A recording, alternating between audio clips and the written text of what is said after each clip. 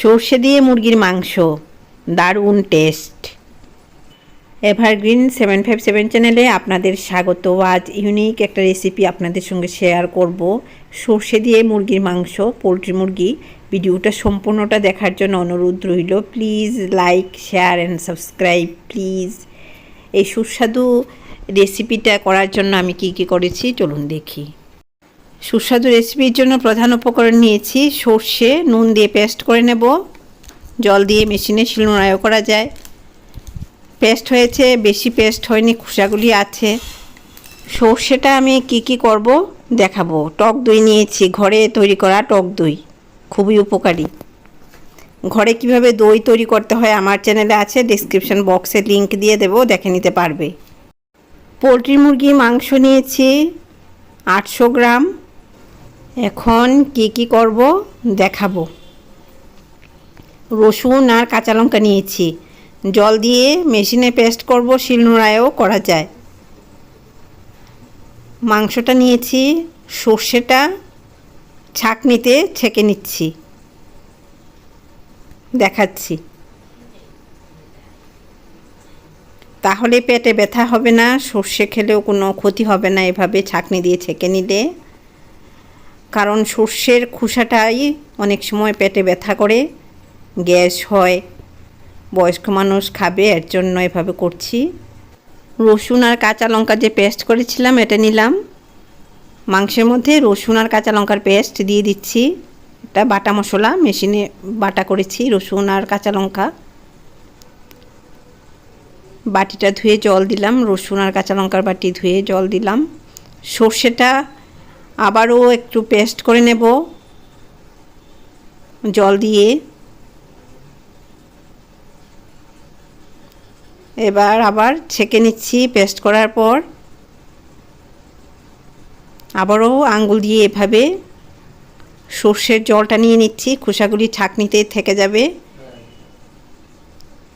খুব দারুণ একটা রান্না, ইউনিক রেসিপি।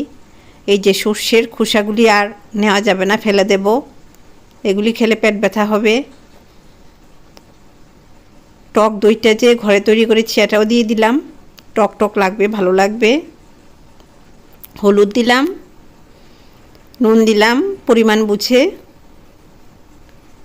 এখন সব মিশিয়ে নিচ্ছি মাংসের সাথে। ম্যারিনেট করে রেখে দেব 10 মিনিট, মানে এগুলি মেখে রেখে দেব, ঢাকা দিয়ে 10 মিনিট থাকবে, এভাবে মশলার সাথে মিশে থাকবে। খুব সুন্দর রেসিপি, আপনারা আজই রান্না করে খাবেন, খুব ভালো লাগবে, বাচ্চারা খেয়ে খুশি হবে। সহজেই হজম হয়ে যায়, বয়স্করা খেলেও কোনো অসুবিধা হবে না, গ্যাস হবে না। এভাবে ঢাকা দিয়ে রেখে দেব 10 মিনিটের জন্য। কড়াই গরম করেছি, কড়াইতে তেল দিচ্ছি অল্প পরিমাণে। এই তেলেই মাংস রান্না হয়ে যাবে, তেলটা মাখিয়ে নিচ্ছি কড়াইতে।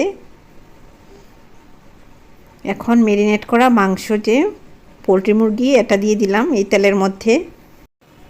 খুব সুন্দরভাবে ফুটে উঠেছে, মাংসটা খুব টেস্ট হবে, বোঝা গেল। কড়াইতে দেওয়া মাত্র যে ফুটে উঠেছে এতেই বোঝা যায় রান্না ভালো হবে। এভাবে ঝোলের মধ্যে দিয়ে দিলাম মাংসগুলি সেদ্ধ হওয়ার জন্য, ঢাকা দিয়ে দিলাম। নতুন রাঁধুনিদেরকে একটা জিনিস আমি দেখাবো এখন। এই যে ঢাকনাটা এইভাবে তুলতে হবে। মাংসগুলি এখন উপরেরগুলি নিচে, নিচেরগুলি উপর, এভাবে নাড়াচাড়া করে দিচ্ছি। এই ফ্লেমে মুরগির মাংসটা রান্না হচ্ছে,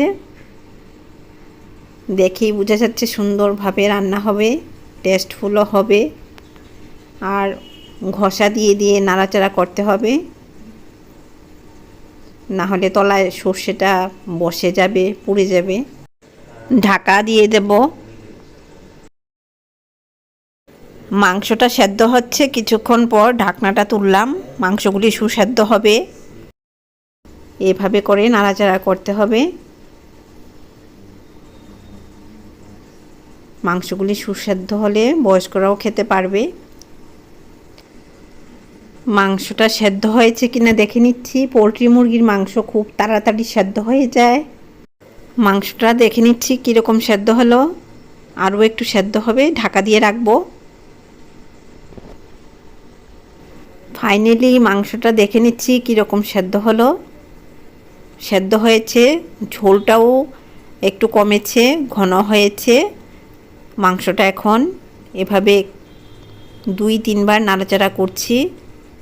এভাবে আপনারা এটা রান্না করে খাবেন, খুব ভালো রেসিপি। আপনারা ভালো থাকুন, সুস্থ থাকুন, ধন্যবাদ।